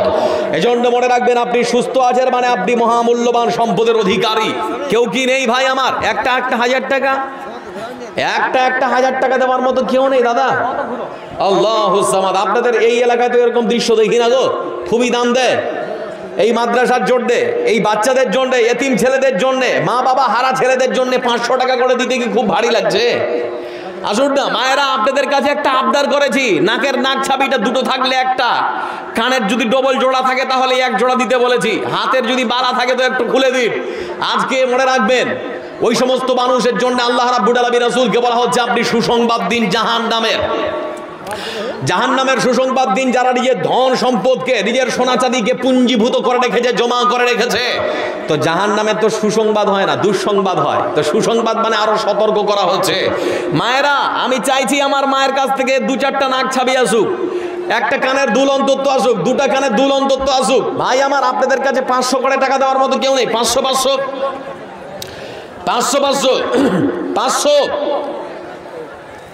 টাকা করে, বেশি নয়। যাইতে হবে পরপারে, যাইতে হবে পরপারে, সোনারি অঙ্গ তোমার কবরে মিশাবে, যাইতে হবে পরপারে। হাসরের ময়দান বড় কঠিন স্থান, কেমনে দিবে পারি পৌঁছে রাতের পুল। হাসরের ময়দান বড় কঠিন স্থান, কেমনে দিবে পারি পৌঁছে রাতের পুল। মিজানের পাল্লা যদি না ভারী হয়, নেকির পাল্লা যদি না ভারী হয়, কেমনে যাইবে তুমি জান্নাতের ভিতরে? যাইতে হবে পরপারে, যাইতে হবে পরপারে, সোনারি অঙ্গ তোমার কবরে মিশাবে, যাইতে হবে পরপারে। 500 টাকার মতো ভাই, 500 করে কেউ উঠুন না গো। 500 টাকা করে, বেশি চাইনি। 500 আপনাদের কাছে 500 মানে কালেকশন হয়ে গেছে নাকি? একবার হয়ে গেছে কালেকশন সেজন্য। আচ্ছা ভাই, মাদ্রাসার জন্য আমি একটু আপনাদের কাছে, বিশেষ করে যুবক ছেলেদের কাছে আজকে আমি আগ্রহী দেখতে যাচ্ছি। আমার যুবক ভাইয়েরা, কে এটা আপনার ভাই গিয়াসুদ্দিন ভাই, আপনার কাছে 2500 লিখো না শোনা, এদিকে শুনেন আমার কথা, আর 500 টাকা দিয়ে 3 পুড়িয়ে দেন। গিয়াসুদ্দিন ভাই বেশি চাইনি শোনা, আর 500 টাকা, মানে ভাই 3000 দিলে আর 1000 দাবি করতাম তো চালাকি করে 2500 নিয়ে যায়। আল্লাহ, কি করেন ভাইজান? চাকরি, সাহারের দোকান আছে, যার সারের প্রয়োজন হবে ভাইয়ের কাছে যোগাযোগ করবেন। অ্যাডভার্টাইজ করে দিলাম, আর 2000 টাকা হবে না?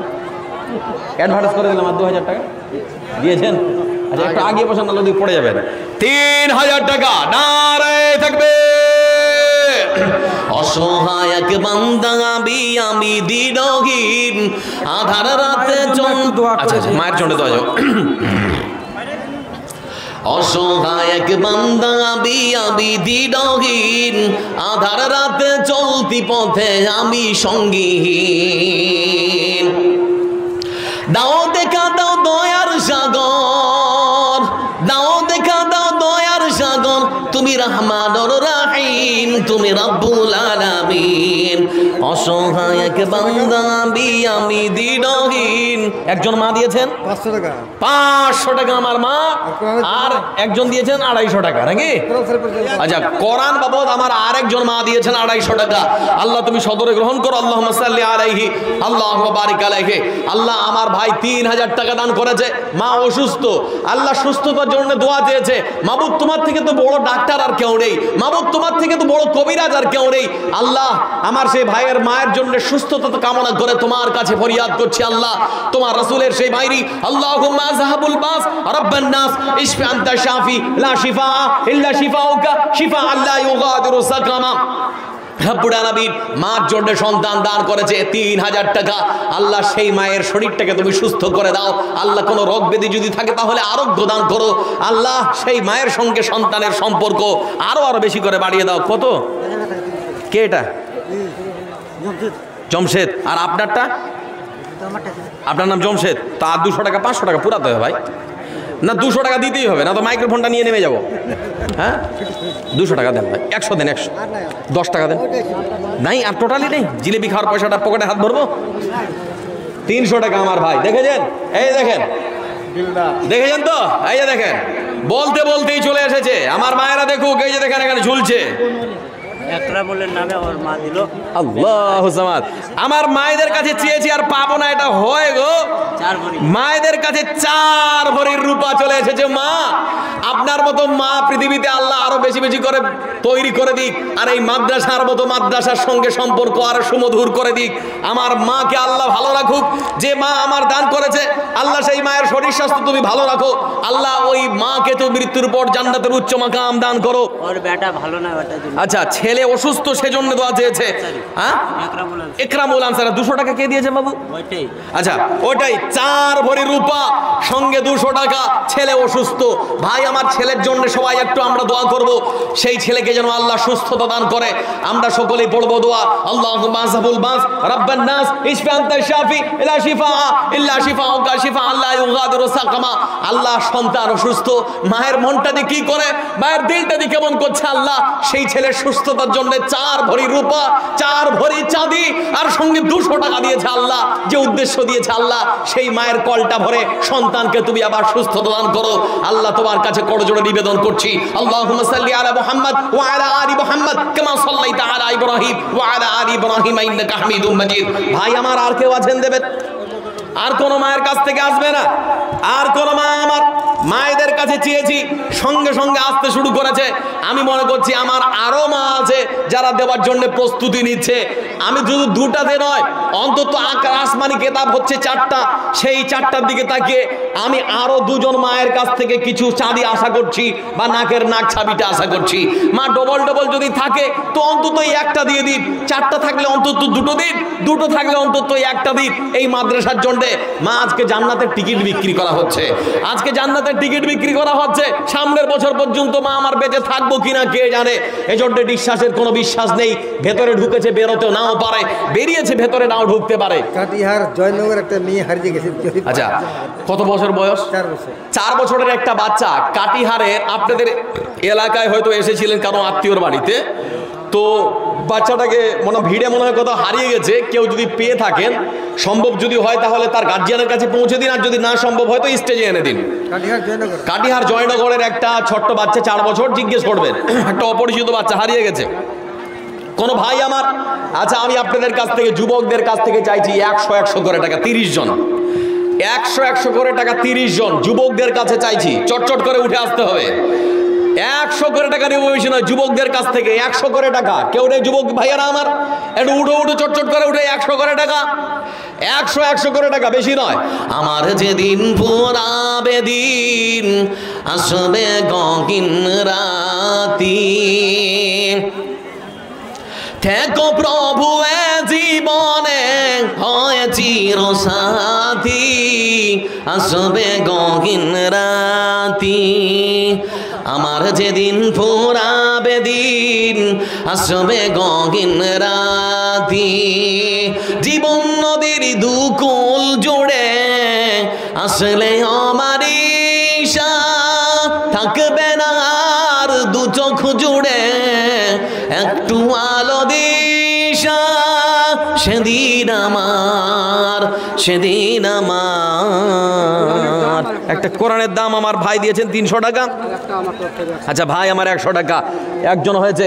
এখানে আমার 2 জন ভাই, যুবক ভাই আমার দিয়েছেন 300, আর একজন ভাই 50 বছর 104টা হয়েছে। আমি 30টা চেয়েছিলাম, সোনা 30 জন নেই যুবক ভাই আমার। আপনাদের কাছ থেকে বক্তা আস্তে আস্তে আর 2টো হয়েছে, 6টা। আসুন চটচট করে আর 2টা, 8টা, দেখতে দেখতে 8টা হয়ে গেল। 100 করে চেয়েছি ভাই আমার, 9টা। আসুন 10টা, 11টা, 12টা, 13টা হয়ে গেছে। আসুন চটচট করে 30 জন চেয়েছি, 14টা। আসুন তো ভাই আমার, আসুন চটচট করে 100 করে টাকা 30 জন, চটচট করে আসতে হবে, বেশি দেরি করা যাবে না, তাড়াতাড়ি করে। জীবন নদীর দুকুল জুড়ে 15টা, 16টা, আর মাত্র 14টা টিকিট আছে। কে নেবেন? 14টা টিকিট আছে। আর এদিক থেকে আপনাদেরকে বলছি, 14টা টিকিট আর মাত্র 16টা দেখতে দেখতে হয়ে গেছে। তাড়াতাড়ি করে আসুন, তাড়াতাড়ি করে আসুন, দেরি করবেন না। আমার এক ছোট্ট বাবু সোনা, কি সাজাদ দিয়েছে 100 টাকা। 17টা, 18টা, 19টা, 20টা, দেখতে দেখতে হয়ে যাচ্ছে। আশা করছি 30টা হয়ে যাবে ইনশাআল্লাহ। 20টা, 21টা, 22টা। আসুন যুবক ভাই আমার, তাড়াতাড়ি করে 100 করে নিচ্ছে, বেশি নয়। লক্ষ্য করে দেখুন, একটা পতিতালয়ের মহিলা, একটা বেশ্যা মহিলা যদি কুকুরকে পানি পান করিয়ে জান্নাতে যেতে পারে, তো 100 টাকার বিনিময়ে আল্লাহ আমাদের জান্নাত দিতে পারে না? পারে না? কথা বলেন, পারে না? পারে না? পারে। তো আজকে এটার বিনিময়ে আল্লাহ জান্নাত দিতে পারে। 22টা, 2টো 24টা, আর মাত্র 6টা। কে আছেন ভাই আমার? আর 6টা, 6 জন, আর মাত্র 6 জন। আসুন 25টা, আর 5 জন, 25টা হয়েছে। চটচট করে পেছন দিক থেকে, পেছনের মানুষগুলো আসতে পারছে না, ওখানে চাদর নিয়ে যান। এই যে দেখো, দেখতে দেখতে দেখতে দেখতে 26, 27, 28, 29টা হয়ে গিয়েছে। আর একটা, শেষ ভালো যার সব ভালো তার, 500 টাকা দিয়ে পূরণ করে দিন। আসুন চটচট করে আসুন। এখানে 30টা, এই তো হয়ে গিয়েছে 30টা। ভাই ও শোনা, পান খাওয়ার টাকাটা দিবা না? ভাই আমার 30টা পুড়ে গিয়েছে। আসুন, একজন দিয়েছে, আর একটা 31টা, 50টা হবে ইনশাআল্লাহ। আর 19টা ভাই আমার আসুন। আপনাদের ওই দিক থেকে কেউ আসলো না গো, এই জায়গাটা থেকে কেউ আসেনি। জীবন নদীর দুকুল জুড়ে আসলে আমার ঈশা, থাকবে না আর দু চোখ জুড়ে একটু আলো দিশা, সেদিন আমার, সেদিন আমার, সেদিন আমার আধার গড়ে তুমি থেকো বাতি, আসবে গহীন রাতি। আমার যেদিন ফুরাবে দিন, আসবে গহীন রাতি। আমার আমার বলে যখন কাউকে পাবো না, সেদিন আমার শূন্য গিয়ায় তুমি থেকো সান্ত্বনা, তুমি থেকো সান্ত্বনা। আখির আলো নিভিবে যখন মনের আলো দিয়ে, আসবে না কেউ ঘর আধারে একটু আলো নিয়ে, সেদিন আমার, সেদিন আমার, সেদিন আমার আধার ঘরে তুমি থেকো বাতি আসবে গহীন রাতি, আমার যেদিন ফোরাবে দিন আসবে গহীন রাতি। আর কেউ নেই ভাই? 33টা হয়েছে, 33টা, অন্তত 40টা হোক। আর 7 জন উঠে আসুন না, আর 7 জন ভাই আমার আসুন না। তার ফাঁকেই দেখবেন আপনাদের বক্তা মনে হয় সম্ভবত আনতে চলে গেছে নাকি? ভাই আমার একটু আসুন চটচট করে। আর মাত্র 7টা চাইছিলাম, 40টা অন্তত হোক। এই দিক থেকে, এই 5টা থেকে, এই যে বাবুরা বসে আছে আপনাদেরকে বলছি ভাই আমার 100 করে টাকা, অন্তত 7টা 8টা ইটের দাম যদি আপনারা দিতে পারেন না, সাদগায়ে জারিয়া বলে গণ্য হবে, সাদগায়ে জারিয়া বলে গণ্য হবে। যতদিন বাঁচবেন নেকি তো পাবেন, কবরে যাওয়ার পরও আপনার জন্য সাদগায়ে জারিয়া হিসেবে নেকি চালু থেকেই যাবে।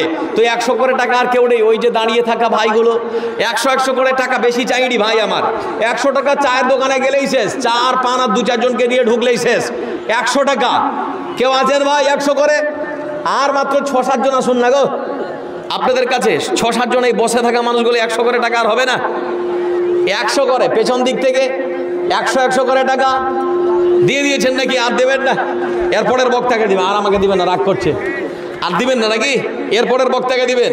আচ্ছা তাই করুন, এরপরের বক্তাকেই দিয়েন। তো মা বোনেরা, আমি আপনাদের কাছ থেকে আরো কিছু আশা করছিলাম। আর কি কোনো মায়ের সোনার মানে কোনো জিনিস আসলো না? সোনার কোনো আসলো না? মহিলা প্যান্ডেলে চাদর গেছে ভাই? চাদর ঘুরছে কি? আচ্ছা চাদর ঘুরছে। মায়েরা আপনাদেরকে আরো বলছি, 31,000 দিয়েছেন, এবার কিন্তু ওটা বেশি করতে হবে। ওটা 31-এর থেকে এবার যেন বেশি হয়। আর আমি মনে করি আপনারাই পারবেন, কারণ ইসলামের ইতিহাসে নারী প্রথম শহীদ যিনি, সুমাইয়া রাদিয়াল্লাহু তাআলা আনহা, রাসূল সাল্লাল্লাহু আলাইহি সাল্লামের স্ত্রী খাদিজা রাদিয়াল্লাহু তাআলা আনহা, সব থেকে ধনাঢ্য মহিলা। মক্কার বাড়িতে, আরব ভূখণ্ডের বাড়িতে নিজের সব সম্পত্তি বিলীন করেছেন ইসলামের খাতিরে। আরেকজন ভাই 34টা, তো 8-6 জন হলে 40টা হয়ে যেত গো। একটু আসুন না দাদা, আমার একটু আবদারটা রাখুন না। বলছিলাম বন্ধু আমার আপনাদেরকে, বিশ্বনবী সাল্লাল্লাহু আলাইহি ওয়াসাল্লাম পৃথিবীর বুকে তিনি শেখাতে এসেছেন মানুষের মাঝে সততা, নম্রতা, ভদ্রতা। ইসলাম কখনো মারপিটের শিক্ষা কাউকে দিতে পারে না। আচ্ছা বলুন তো, ইসলাম কি মারপিটের শিক্ষা দেয়?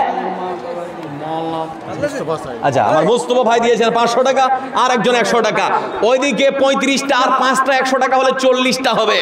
এবার এদিকে একটু থাকুন, আলোচনার শেষ পর্যায়ে একটু খালি আপনাদেরকে বলতে চাইছি, উত্তম চরিত্র অবলম্বনে রাসূল, আচ্ছা মেয়ের নামে একটা কোরআন বাবদ দিয়েছে 200 টাকা।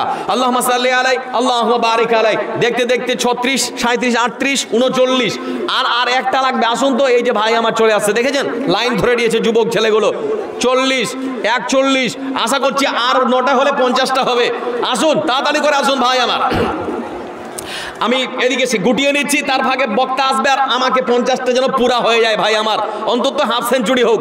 হ্যাঁ, এদিকে দেখতে দেখতে 42টা হলো, আর 8টা।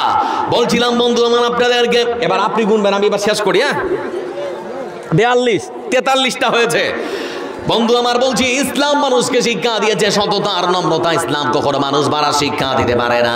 এজন্য রাসূল সাল্লাল্লাহু আলাইহি ওয়াসাল্লাম তিনি বলেছেন, ইন্না মিন্না হাব্বিকুম বিলাইয়া আহসানুকুম খালাকা। কত দিব? 100, 200 টাকা কাটবো আর 300 দিব বাবু নাকি? আচ্ছা 300 টাকা ঘুরিয়ে দিলাম আমার ভাইকে। লক্ষ্য করে দেখুন, রাসূল সাল্লাল্লাহু আলাইহি ওয়াসাল্লাম তিনি বলেছেন, রাসূলুল্লাহ সাল্লাল্লাহু আলাইহি ওয়াসাল্লাম তিনি বলেছেন, ইন্না মিন্না হাব্বিকুম বিলাইয়া আহসানুকুম আখলাকা। ও পৃথিবীর মানুষেরা শুনে নাও, তোমাদের মধ্যে আমার কাছে সব থেকে প্রিয় মানুষ সে যার চরিত্রখানা ভালো, যার চরিত্রখানা সব থেকে উত্তম। চরিত্র ভালো যার, আমি মুহাম্মদ সাল্লাল্লাহু আলাইহি ওয়াসাল্লাম বলে দিয়েছি, সে মানুষ সব থেকে আমার প্রিয় পাত্র। এজন্য রাসূল সাল্লাল্লাহু আলাইহি ওয়াসাল্লাম তিনি আরো বলেন, আলা উখবিরুকুম বিমা ইয়াহরুমু আলান নার ওয়া বিমান তাহরুমুন নারু আলাই আলা কুল্লি হাইয়িরিন লাইয়িরিন করিবিন সাহলিন। ও ভাই 1000 টাকা ভাইজান, 1000 বিয়ে হয়েছে ভাই? বিয়ে ছেলেপেলে হয়েছে? শুনো না, চলে যাচ্ছ কেন? তো মুসাফা করবো না, আজই মানুষ তো। 1000 টাকা আমার ভাই দিয়েছে। ওইদিকে কটা হলো? গুনলেন 50টা পুড়ে গেছে নাকি? তো হাতটা মিটাও, এটা আপনার জন্য 1000। তা বাড়িতে গিয়ে ঝগড়া হবে না 1000 হাত বুবুল লেগে? দাদা আমার সোনা কইল যে আর 1000 টাকা। দাদা সবাই আপনার দিকে চেয়ে আছে যে ভাই দিবে 1000 টাকা। লিল্লাহে তাকবীর। খালি লাল কড়কড়িয়া নোটটা যদি খালি বেরিয়ে যায় তাহলে তো কাজ হয়ে যাবে। 500 আর 500। দাদা আমার 100 টাকা, 100। শুনো দাদা বলেছি, মানে এটা তো রাখতে পারো 100 টাকা। 10 টাকা দাও, 10 টাকা দাও। দাও। কেরালা থেকে 500 টাকা, 10 টাকা আমাকে পান খাওয়ার জন্য চাইছি, ওটা এখানে দিব না, তোমার টাকাটা আমি এখানে ভরবো, দাও জলদি দাও। আর এক ভাই আমার এসেছে, আসো ভাই, মুসাফা করি ভাই আমার, আল্লাহ আমার ভাইকে কবুল করুক দিনের জন্য। আরেক ভাই দিয়েছে 100 টাকা, এদিকে গুনুন চটচট করে। বলছি বন্ধু আমার, এবার আপনাদেরকে রাসূলুল্লাহ সাল্লাল্লাহু আলাইহি ওয়াসাল্লাম তিনি বলেছেন, ও পৃথিবীর মানুষেরা, আরে আমি কি তোমাদেরকে বলে দেব না যাদের জন্য জাহান্নাম হারাম, আর জাহান্নাম যাদের জন্য হারাম, তার মানে উভয়ের জন্য হারাম, মানে ওরা জাহান্নামে যাবে না আর জাহান্নাম ওদেরকে নেবে না। ওরা কারা এটা আরেকদিন বলে দেবো নাকি, না আজকে শুনবেন? আজকে শুনবেন, আরেকদিন বলে দিই। রাসূল সাল্লাল্লাহু আলাইহি ওয়াসাল্লাম তিনি বলেছেন, ওরা হচ্ছে ওই সমস্ত মানুষ যার মধ্যে 4টা গুণ থাকবে। কয়টা বললাম? 4টা গুণ থাকবে। তার মধ্যে প্রথম নাম্বার গুণ হচ্ছে যার মেজাজ নরম, স্বভাব কোমল, গরিবের সঙ্গে সহজেই মিশে যায়, যারা গরিবদেরকে ভালোবাসে, অসহায় দুস্থ গরিবদেরকে যারা স্নেহ করে, আদর করে, আর যার চরিত্রখানা ভালো। এই 4টা গুণ যার মধ্যে থাকবে, আমার রাসূল বলেছেন ওরা জাহান্নামে যাবে না, আর জাহান্নাম ওদেরকে কখনো নেবে না। তার মানে ইসলামের শিক্ষা হলো রাগ করাও যাবে না। বিশ্বনবী সাল্লাল্লাহু আলাইহি ওয়াসাল্লাম তিনি বসে আছেন, এমন সময় একটা গ্রাম্য মানুষ এসে যেন কি বলবে, তো লোকটা খালি থরথর করে কাঁপছে, কথা বলতে পারে না। তো আমার রাসূল বলছেন, হব্বিনা আলাইক, হব্বিনা আলাইক, এ বাবু তুমি কাঁপছো কেন? আনা ইবনুন ইমরাতিন মিন কুরাইশিন তাকুলুল কাদিদা, আমি হচ্ছি কুরাইশ বংশের সেই মহিলার সেই ছেলে যার মা তাকে শুকনো রুটি খাইয়ে বড় করেছে। তার মানে ভাবতে পারছেন, আমাদের সমাজে যদি একটা ছেলে চাকরি পেয়ে যায় তাহলে ওর ভাও বেড়ে যায়, যায় না? যায় না? তখন মনে হচ্ছে যে ওর কি যে হয়ে গেল আল্লাহই জানে। তখনও সমাজের মানুষগুলো মনে হচ্ছে যে অচেনা অচেনা লাগে, এরকম হয় না? আছে না এই ছেলে পেলে? জোরে বলেন আছে। এজন্যই বলতে চাইছি, বিশ্বনবী সাল্লাল্লাহু আলাইহি ওয়াসাল্লাম তিনি সর্বপ্রথমেই বলেছেন যার স্বভাব ভালো, মেজাজটা নরম। তার মানে ইসলামের শিক্ষা হলো বন্ধু, রাগ করাও যাবে না। মানুষ রেগে যায় না কথায় কথায়? একটু শেষের দিকে কথা বলেন আমার সঙ্গে, রাগে না? রাগে না? মানুষ রেগে যায়। রাসূল সাল্লাল্লাহু আলাইহি ওয়াসাল্লাম তিনি বসে আছেন, এমন সময় একজন গ্রাম্য দেহাতি মানুষ এসে বলতে শুরু করে, যাও সেনি ইয়া রাসূলুল্লাহ, হে আল্লাহ রাসূল, আমাকে কিছু শিক্ষা দিন যাতে করে সহজে আমি আল্লাহর জান্নাতে যেতে পারি। হে রাসূল, আমাকে আপনি কিছু শিক্ষা দিন। রাসূল সাল্লাল্লাহু আলাইহি ওয়াসাল্লাম তিনি শিক্ষা দিচ্ছেন, লা তাগজাব, রাগ করো না। কেমন লাগবে না? বলি কিছু শিক্ষা দিন যেন জান্নাতে যেতে পারি। তো আল্লাহ রাসূল বলছেন যে লা তাগজাব, তুমি রাগ করো না। ফারাদ্দা যালিকা মিরারান, লোকটা আবার ঘুরে এসে বলছে, আউসিনি ইয়া রাসূলুল্লাহ, হে আল্লাহর রাসূল আর কিছু শিক্ষা দিন। রাসূল সাল্লাল্লাহু আলাইহি ওয়াসাল্লাম তিনি আবার বলছেন, লা তাগজাব, রাগ করো না। আমার বন্ধুরা তিনবার একই প্রশ্ন করা হয়েছে, আমার রাসূল তিনবার একই প্রশ্নের একই উত্তর দিয়ে দিয়েছেন, লা তাগজাব, লা তাগজাব, লা তাগজাব, রাগ করো না, রাগ করো না, রাগ করো না। তার মানে মানুষ যখন রেগে যায় কি বলে কি করে নিজেও বুঝতে পারে না। এজন্য মানুষ রেগে গেলে আবার রাগ ঠান্ডা করারও দিক নির্দেশনা রাসূল দিয়েছেন না দেননি? আছে না নেই? রাগ কি করে ঠান্ডা করতে হবে তার দিক নির্দেশনা নেই? রাসূল সাল্লাল্লাহু আলাইহি ওয়াসাল্লাম তিনি বলেছেন, ও আদম সন্তান, তুমি যদি দাঁড়িয়ে থাকো আর তোমার রাগ যদি না কমে তাহলে পরে সরে নাও, দাঁড়িয়ে না থেকে বসে যাও, বসে থাকার পরও তোমার রাগ যদি না ঠান্ডা হয় মাটিতে শুয়ে যাও। ও আদম সন্তানকে মাটি থেকে তোমাকে সৃষ্টি করা হয়েছে, মাটিতে যদি শুয়ে যাও তোমার রাগ আর থাকবে না। এজন্য রাসূল সাল্লাল্লাহু আলাইহি ওয়াসাল্লাম তিনি বলেছেন, তোমরা কি জানো তোমাদের মধ্যে সবথেকে বড় শক্তিশালী কে? আমি যদি বলি তা আপনারা বলবেন WWW নাকি? দেখেননি এই শরীর একেবারে একজনকে ধরছে আর আছাড় মারছে। রাসূল সাল্লাল্লাহু আলাইহি ওয়াসাল্লাম তিনি যখন প্রশ্ন করলেন, সাহাবারাও একই উত্তর দিয়েছেন, বলেন, হে আল্লাহর রাসূল, আমাদের মধ্যে সব থেকে বড় শক্তিশালী হলো সেই ব্যক্তি যে একজনকে ধরবে আর আছাড় মেরে ফেলে দেবে। আমার রাসূল বললেন, না না না না না না, সে কখনো আল্লাহর কাছে সব থেকে বড় শক্তিশালী হতে পারে না। আল্লাহ রাসূল তাহলে কে? রাসূল সাল্লাল্লাহু আলাইহি ওয়াসাল্লাম তিনি বললেন, আল্লাহর কাছে সব থেকে বড় শক্তিশালী হলো সেই ব্যক্তি যে নিজের রাগের সময় নিজের রাগকে কন্ট্রোল করতে পারে, হজম করতে পারে, খেয়ে শেষ করতে পারে, সেই হলো আল্লাহর কাছে সব থেকে বড় শক্তিশালী। আচ্ছা এবার বলুন তো, হযরত আলী আল্লাহ রাসূলের কে হন? আল্লাহ রাসূলের কে হন হযরত আলী? আমার বন্ধুরা, হযরত আলী রাদিয়াল্লাহু তাআলা আনহু তিনি এক যুদ্ধে অংশগ্রহণ করেছেন। হাতে তরবারি দিয়েছেন, একজন মুশরিককে তাড়া করেছেন, মুশরিক দৌড়ায় আর পিছু পিছু হযরত আলী রাদিয়াল্লাহু তাআলা আনহু তিনিও দৌড়াচ্ছেন। হযরত আলী রাদিয়াল্লাহু তাআলা আনহুকে দেখতে পেয়ে মুশরিক আর পালাতে পারল না, সামনে মুখ থুবড়ে মাটিতে পড়ে গিয়েছে। হযরত আলী রাদিয়াল্লাহু তাআলা আনহু তিনি তখন তার বুকে চেপে বসেছেন, মানে এই মতো করে তরবারিটা মারতে যাবেন। লোকটা তখন ভাবছে হযরত আলী তোমাকে মেরেই ফেলবে, হযরত আলী তোমাকে মেরেই ফেলবে, আমি তো মরেই যাব, আমি আর বাঁচবো না। মরার পূর্ব মুহূর্তে আমার মনটাকে যদি একটু শান্তি আর তৃপ্তি দিয়ে মরতে পারি তাহলে মনটা একটু আমার ভালো লাগবে, আমাকে মরার সময় একটু শান্তি পাবো। সেজন্য মুখে ছিল থু করে চালিয়ে দিয়েছে। হযরত আলী রাদিয়াল্লাহু তাআলা আনহুর মুখমণ্ডলে রাগ কমবে না বাড়বে? আপনাদেরকে যদি থুপ দেওয়া যায় চেহারাতে, রাগ কমবে না বাড়বে গো? রাগ তো একেবারে ভায়ার। হযরত আলী রাদিয়াল্লাহু তাআলা আনহু তিনি ওই ব্যক্তিকে মারলেন না, ছেড়ে দিয়ে উঠে দাঁড়ালেন।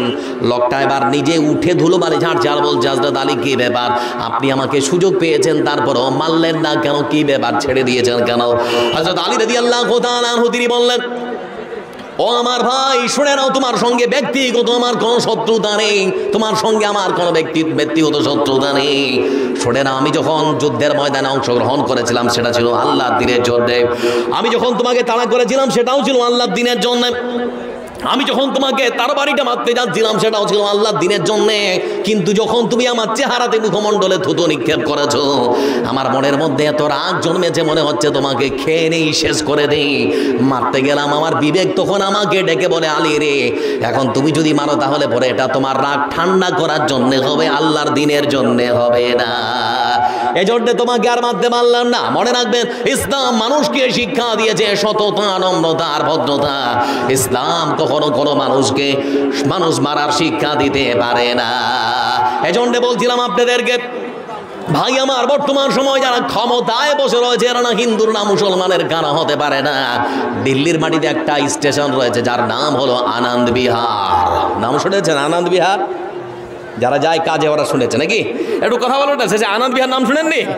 আনন্দ বিহার মোদিজি যখন লকডাউন ঘোষণা করেছেন, যেই লকডাউন ঘোষণা করা হয়ে গেল, অসংখ্য পরিযায়ী শ্রমিক তারা স্টেশনে এসে ভিড় জমাতে শুরু করলো। সরকারকে ডেকে বলল, সরকার বাড়িতে যাবার আছে দরকার, তাড়াতাড়ি করে উড়ানের ব্যবস্থা করে দিন। বলে পারবো না। ট্রেনের ব্যবস্থা করে দিন, হবে না। বাসের ব্যবস্থা করে দিন, পারবো না। যেমন খুশি সেরকম যাও। অসংখ্য পরিযায়ী শ্রমিককে আমরা দেখতে পেলাম, তারা পায়ে হেঁটে বাড়ির দিকে রওনা দিয়েছে। কত যে পরিযায়ী শ্রমিক ট্রেনে কাটা পড়ে মরে গেল, তারও কোনো পরিসংখ্যান তাদের কাছে পাওয়া যায় না। আমার বন্ধুরা লক্ষ্য করে দেখলাম, আনন্দ বিহারের মতো জায়গায় সেই স্টেশনে আমার একজন মা তার 2 বছরের বাচ্চাটাকে কোলে নিয়ে, সন্ধ্যা যখন হয়ে এসেছে, কোলে নিয়ে সুন্দর করে ছোট্ট বাচ্চাটাকে জড়িয়ে ধরে ঘুমিয়ে গিয়েছে। সকাল হয়ে গেছে, সবাই চলে যায়। সকাল হয়ে গেল, সূর্য উঠলো, ছোট্ট বাচ্চার শরীরে এসে সূর্যের তাপ লাগলো, সবাই চলে যায়, কিন্তু ওই মা জাগে না। ছোট্ট বাচ্চার ঘুমটা ভেঙে গেল। ছোট্ট বাচ্চা এবার মাকে ডাকে, মা মা, কিন্তু ছোট্ট বাচ্চা তো ওঠেন, ছোট্ট বাচ্চার ডাকে তো মার ওঠে না। একবার মায়ের গালে মুখে চুমু দেয়, একবার শাড়ির আঁচলটা ধরে টানে, মাকে ডাকে মা মা মা, কিন্তু বারবার ডাকার পরও মার ঘুম ভাঙে না। তার মানে হলো মা যে না ফেরার দেশে চলে গেছে, ছোট্ট বাচ্চা আর বুঝতে পারে না। মাকে যতই ডাকা হোক না কেন, মার ঘুম আর ভাঙবে না, কারণ মা পৃথিবীতে আর বেঁচে নেই। এই ভয়ঙ্কর দৃশ্য ভারতবর্ষের ন্যাশনাল টেলিভিশনে যখন প্লে করা হলো, খবরের শিরোনাম যখন হলো, রিপাবলিক টিভি, এবিপি আনন্দ, আজ তাক, এই সমস্ত ন্যাশনাল টেলিভিশনে যখন প্লে করা হলো, ভারতবর্ষের প্রধানমন্ত্রী দেখলো, ভারতবর্ষের স্বরাষ্ট্রমন্ত্রী দেখলো, ভারতবর্ষের অর্থমন্ত্রী দেখলো, ভারতবর্ষের অসংখ্য নেতা মন্ত্রী দেখলো। এই ভয়ঙ্কর দৃশ্য দেখার পরও তাদের মনে এতটুকুনি দয়া হলো না। এজন্য বলতে চাইছি, আমার হিন্দু ভাই যারা ক্ষমতায় আছে, এরা না হিন্দুর না মুসলমানের কারো হতে পারে না। খুবই সাবধান, তাদের কথা শুনে মুসলমানদেরকে ঘৃণা করো, খবরদার। জেনে রাখো, ইসলাম শিক্ষা দিয়েছে মানবতা। ইসলাম মানুষকে শিখায় সততা, নম্রতা, ভদ্রতা। ইসলাম কখনো মানুষ মারার শিক্ষা দিতে পারে না। আমরা রাসূলের আদর্শে আমরা নিজেকে তৈরি করেছি। কখনো কোনো কোরআন বা রাসূলের কোনো সুন্নাহ থেকে প্রমাণ করতে পারবে না যে নিরীহ মানুষকে ইসলাম হত্যা করার শিক্ষা দিয়েছে। এজন্য আজকে আপনাদেরকে শোনাতে যাচ্ছিলাম রাসূল সাল্লাল্লাহু আলাইহি ওয়াসাল্লামের যে দিক নির্দেশনা।